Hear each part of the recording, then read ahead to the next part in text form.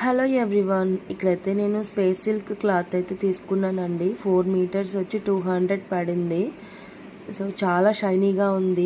చాలా రోజుల నుంచి అనుకుంటున్నాను ఈ క్లాత్తో ఒక ఫ్రాక్ అయినా స్టిచ్ చేయాలి పిల్లల కోసం అని చెప్పి. సో ఈ దీపావళికి అయితే స్టిచ్ చేసే టైం వచ్చిందనమాట. సో నేనైతే బయట తెప్పించుకున్నాను. 200 అలా పడింది. అండ్ ఇక్కడైతే నేను లైనింగ్ మీద బాడీ పార్ట్ అయితే కట్ చేస్తున్నానండి. అండ్ బోట్ నెక్ పెట్టేసి డబుల్ లేయర్ ఫ్రాక్ అయితే స్టిచ్ చేద్దాము అన్న ఉద్దేశంతో అయితే ఇక్కడ కటింగ్ అనేది చేస్తున్నాను నేను. అండ్ ఈ స్పేస్ సిల్క్ స్టిచ్చింగ్ చేసేటప్పుడు ఎంత సాఫ్ట్గా ఉందంటే అది అలా జరిగిపోతూ ఉంటుందన్నమాట. అండ్ ఇక్కడ వచ్చేసి నేను డబుల్ లేయర్స్ పెట్టానండి. సెకండ్ లేయర్కి వచ్చి ఫ్రిల్స్ పెట్టాను. First layer normal umbrella cutting ప్లెయిన్లో ఇచ్చేసాను అనమాట. ఫైనల్గా అయితే డ్రెస్ కంప్లీట్ అయిన తర్వాత ఇట్లా ఉంది చూడండి.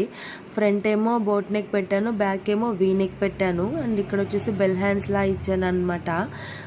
హిప్ దగ్గర నెక్ దగ్గర అయితే సిల్వర్ కలర్ స్టోన్ లేస్ ఉంటుంది కదా, అది పెట్టేశాను. వెనకాల వచ్చేసి బౌ పెట్టేసి వాటికి కూడా పర్ల్స్ అనేది కొంచెం అట్లా స్టిచ్ చేశాను, బాగుంటుందని చెప్పి. అండ్ ఫైనల్ అవుట్పుట్ అయితే చూడండి మా పాపకి వేసిన తర్వాత ఎలా ఉంది ఏంటి అని.